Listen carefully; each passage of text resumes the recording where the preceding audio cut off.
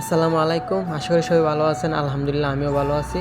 আপনাদেরকে আমি আজকে দেখাবো মালয়েশিয়ার সেই বিখ্যাত রামবুটান ফল।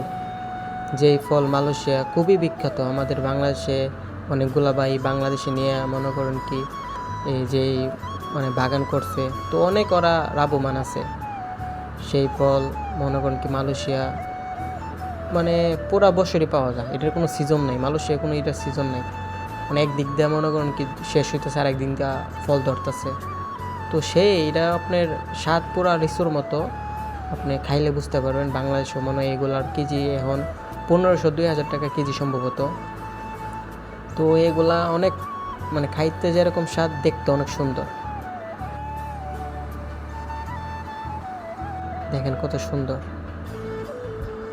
তো আমি কয়েকগুলা পারার পর রুমে নিয়ে আসছি। সবাই আসলে রাত্রেবেলা খাবো।